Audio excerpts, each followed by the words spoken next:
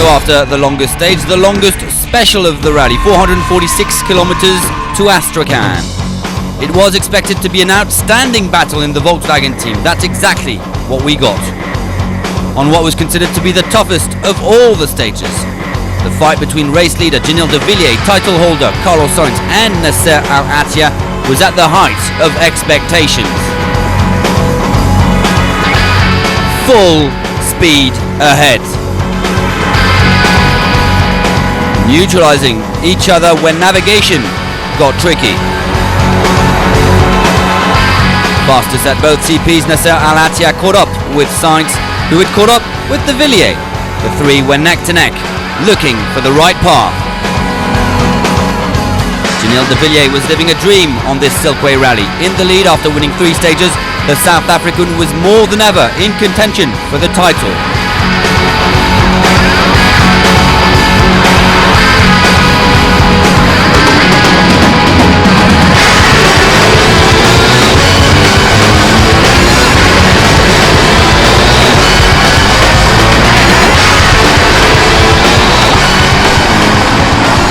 But de Villiers' rally stopped at kilometre 324 just after a dune portion. Too much for his race to Arek. There was a ditch, which I completely did not see, and we hit it and we went end over end about 2 times, but we had quite a big impact with the first one. So Carlos and Nasser stopped to help because the car was on the roof, and we put it on the wheels, but it's not possible to continue because we damaged the radiators at the back. They were completely destroyed. But anyway, it's just more disappointing than anything else. Eventually, at the end of the day, the best time was for Carlos Sainz, the new race leader. He was the one to have committed the least mistakes. He crossed the line with a 1 minute 53 advantage over the second. It was a very difficult stage, very complicated. One of the toughest stages I have ever witnessed. Nasser Al-Attiyah looked to be heading to his first stage success of the 2010 rally, but he too got lost in the final portion of the stage. Mark Miller was now third of the overall standings after de Villiers' crash, 3 Volkswagen in the 3 leading positions. Behind the Volkswagens, the desert, and no one to be seen for over an hour. And the dunes made the day long for many of the privateers, but also quite a few more experienced drivers. While the race to Areks were flying, Alexander Mironenko was losing time in the sand. So was his rival Ilya Kuznetsov. Both men fighting to finish best Russians of the rally. And all the techniques were attempted.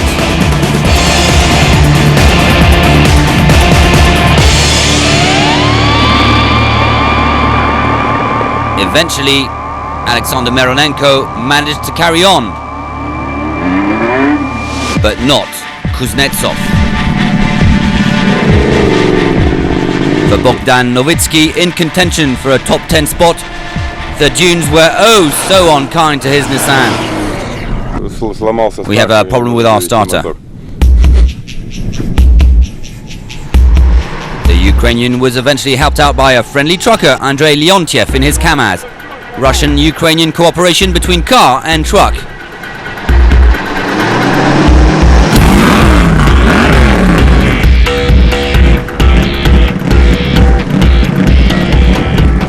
And when Novitsky managed to carry on, guess what happened? The Kamaz got stuck.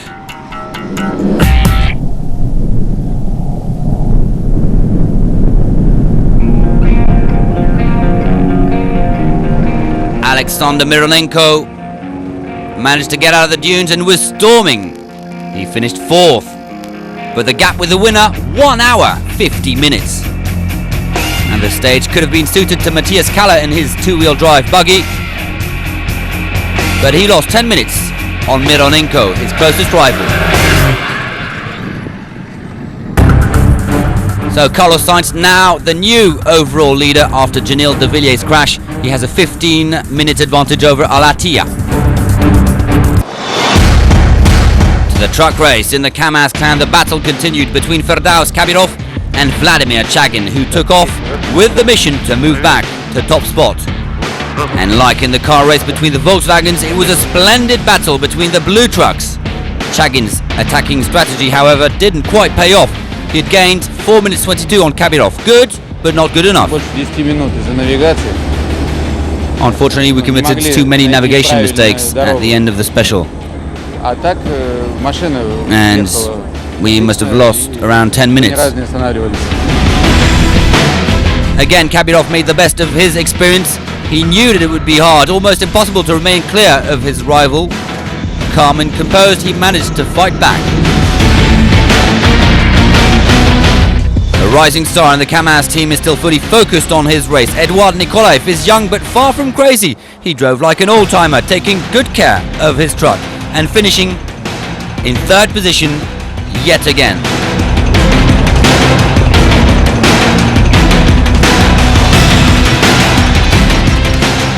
Another interesting battle was the one between Franz Eschter, 4th overall, and Ilgizar Mariev on his heels.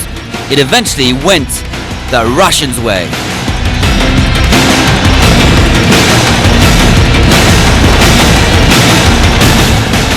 Day in, day out for Ales Loprice. This time it went well for the Tatra driver, although he lost time on navigation. He's 5th.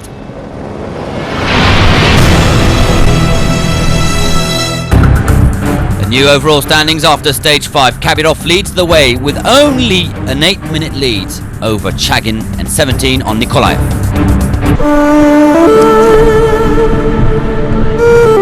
The city of Elista, capital of Kalmykia, would welcome the competitors at the end of stage 6. A city known worldwide for being the capital of chess and for its Buddhist temple visited by the Dalai Lama back in the 90s.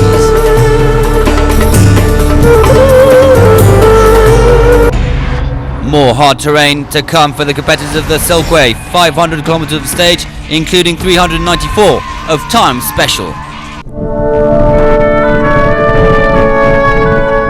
After Ginil de Villiers crashed, there were 3 Volkswagens left in the rally, 3 cars leading the overall, but that certainly didn't mean that the battle wasn't on. Carlos Sainz took off first, but as expected was first caught by Mark Miller, then by Al-Attiyah. And like yesterday, it was a battle of positions. Every slight mistake from the leader was used by the others.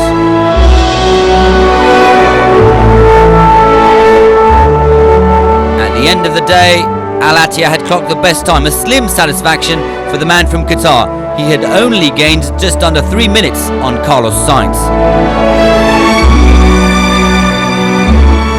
Almost a detail for the Spaniard, who keeps a comfortable 13-minute lead over his closest rival. Mark Miller finished the day in 2nd spot, and like his teammates was astonished by the deserts of Kalmykia and the warm welcome of its people.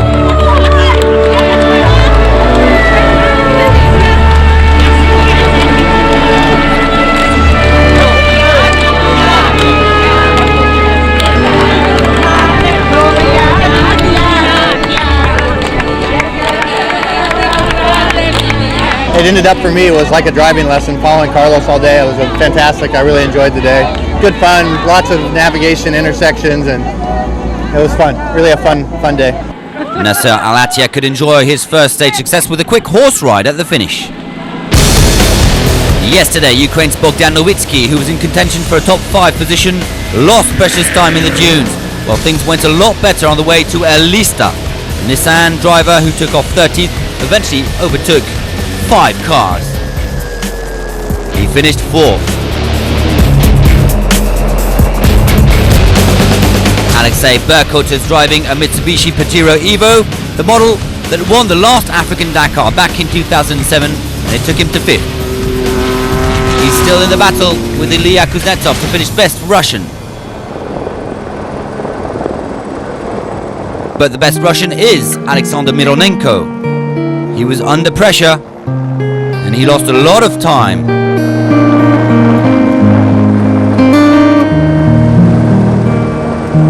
Matthias Kaller had been the best of the non-Volkswagen drivers for the last 2 days, but the German was finally the day's victim in his battle for 4th spot.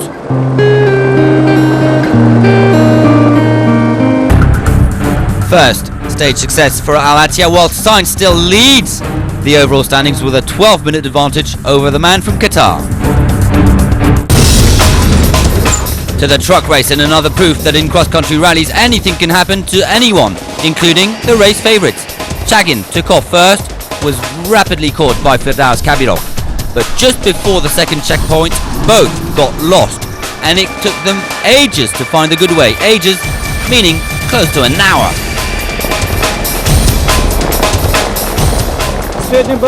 It was a very difficult stage, especially because there was a GPS point that we couldn't find and couldn't go through. It just wasn't correct on the road book.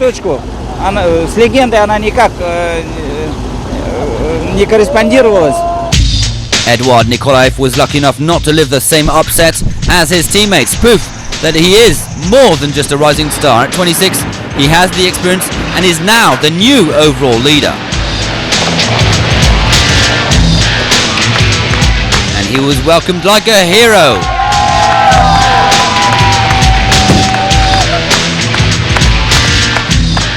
Franz Eschter took off already, happy to have reconquered his 4th spot. Indeed, Mardiev quit the race after his 2 co-drivers injured on the previous day. Loprace lost time on the day, over half an hour. Navigation problems for the man in his Tatra. A lot more like it for Matthias Beringer. The German managed his best stage of the rally, capturing 7th spot overall. A look at the overall, and the new man in command is Eduard Nikolaev with a 33-minute lead over Kabirov, 43 on Vladimir Chagin.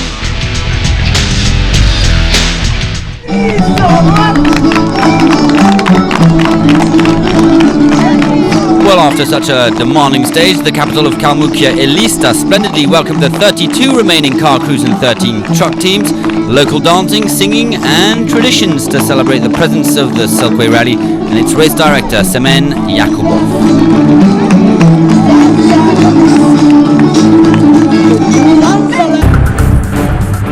The last very long special of the rally, 347 kilometers of fast tracks.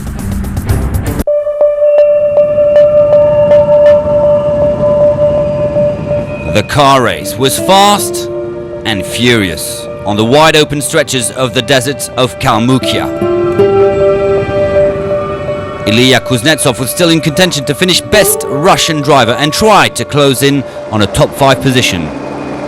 And what a fight he had with Alexei Berkut driving a Mitsubishi Pajero Evo. But Kuznetsov's Silkway Rally ended at kilometer 325. He was 6th overall before this impressive crash. The Mitsubishi destroyed.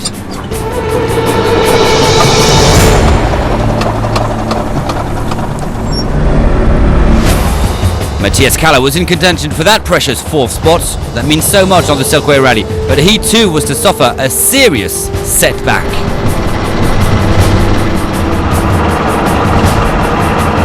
Now we have a problem, I think, in the gearbox is something broken and we have no acceleration now.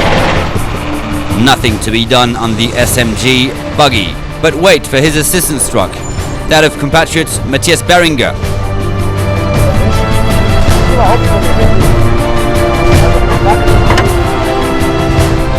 And he finally reached the line behind the truck after having lost over 2 hours. Still, he remains 5th overall. And the upset weren't over yet. This time, it concerned Bogdan Lowicki. The motor, engine.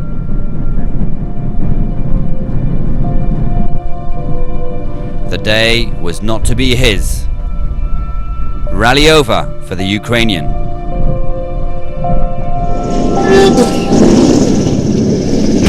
Meanwhile, in the fight for race leadership. It was almost mission impossible for Nasser Al-Attiyah.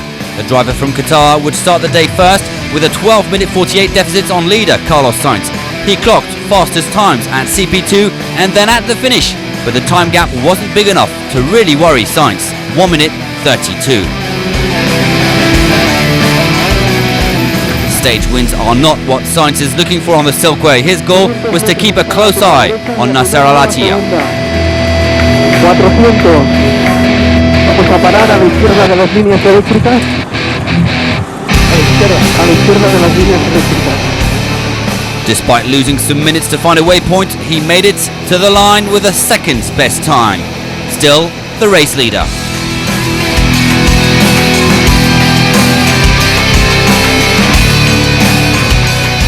Not a lot to gain for Mark Miller, but still a lot to lose. The American didn't have to be too concerned about losing his third position overall. He still has a 3-hour lead over Mironenko. He finished third.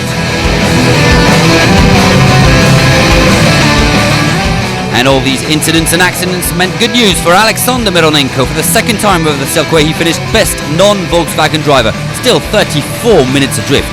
But that helped him comfort his all-important fourth position overall. With my car, I can't compete with the Volkswagens. We're not in the same class. My tactic is based on the experience I have from my 2 Dakars. The most important is to keep a constant speed and to remain cold-blooded.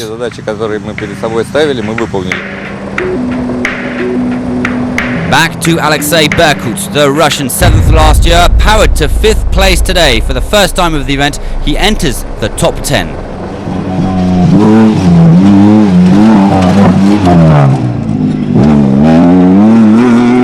The gap drops down in the overall for Nasser Al-Attiyah, only 11 minutes and 16 seconds behind Sainz, but only 16 Ks to go. In the truck race, it was the day of the Tsar. After losing close to an hour, Vladimir Chagin was angry and decided. And there's not much one can do against a legend in a KAMAZ truck. He flew to a third stage success.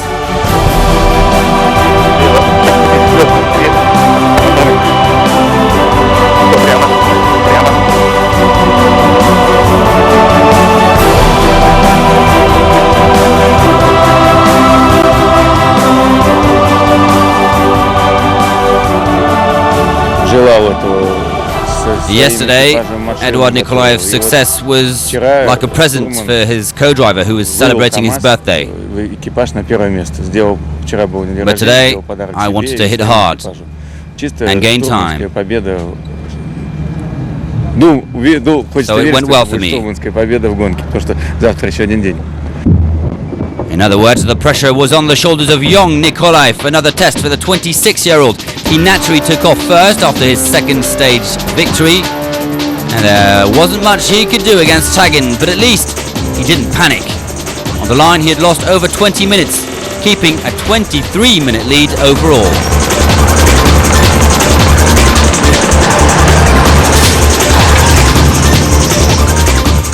The other man to have lost the rally and his leadership yesterday was Firdaus Kabirov. He eventually finished third, 16 minutes adrift. And that meant going one step down in the GC. The good move of the day was for Ales Loprais. He too was storming, a stage perfectly suited for his powerful Tatra. He equaled his best performance on the Silkway this year, finishing second. And a tough day it was for Franz Eschter, second fastest at the first checkpoint. His special was then ruined by a puncture.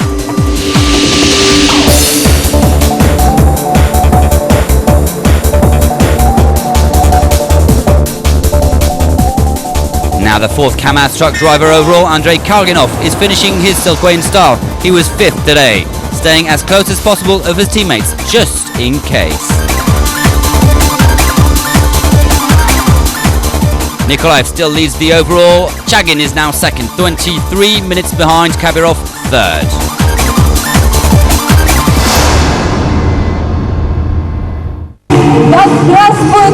Before the last special to Sochi, the competitors of the events were hosted in outstanding fashion by the people of Adygea. They then welcomed a very special and prestigious guest. At 8, the Prime Minister of Russia, Vladimir Putin, set foot on the Maikop bivouac. Had a few words with the race directors before discussing with motorsport legend Carlos Sainz.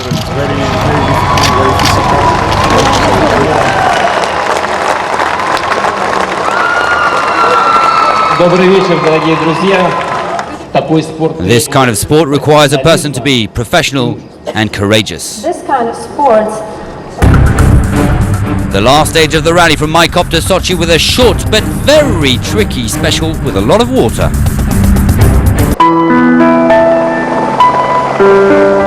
A rally isn't over until the finish line, even when the special is only 16 kilometers long.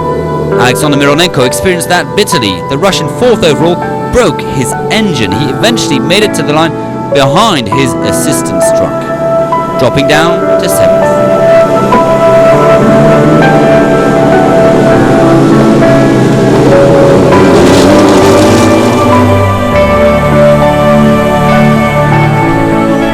It was to be 3 in a row for Nasser Al Attiyah, second on the start line. Unlike Sainz, the Qatar driver gave everything he had, and the Al Attiyah show was on.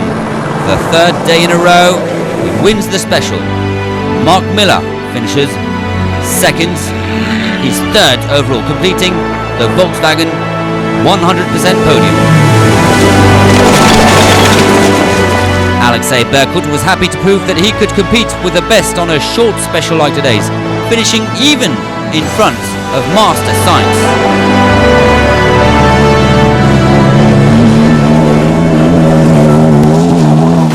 Taking off first was the overall leader, Carlos Sainz, with quite some pressure on his shoulders.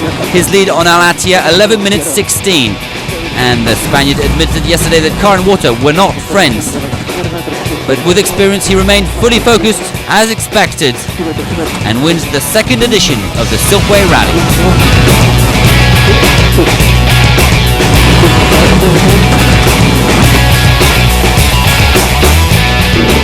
In his Oscar, Benedictas Vanagas is an excellent 8th of the overall. Yesterday, Matthias Kalla thought it was all over. A broken gearbox forced him to finish the stage behind his truck. But Mironenko's setback today eventually gave him that precious position back.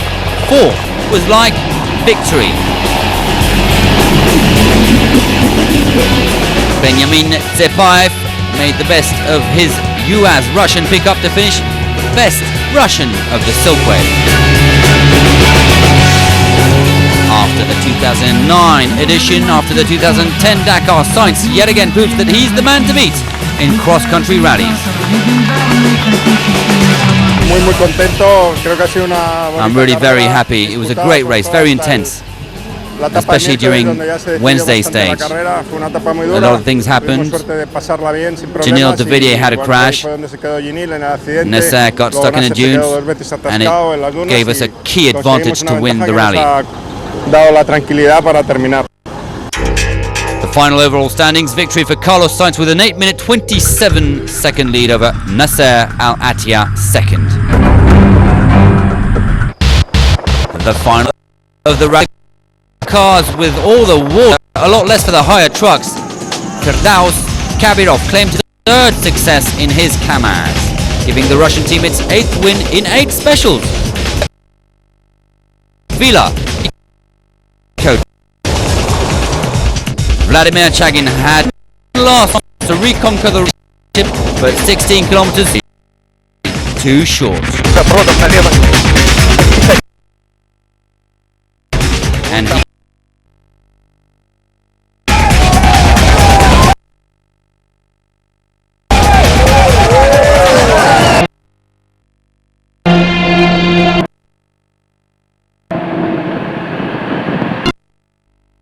Alice Lopez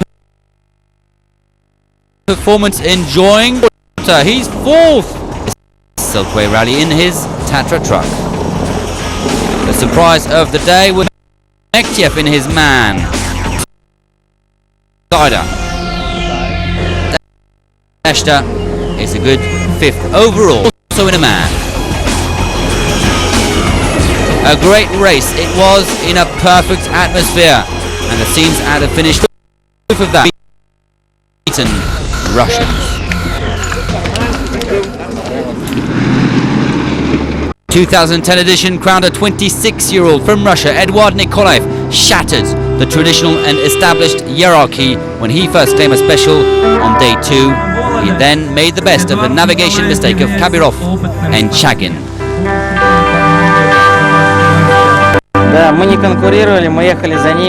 For me, there was no competition inside the Kamaz team. I honestly was ready to win. I wasn't expecting it. So this comes as a surprise. The first victories are due to, and it was the case here.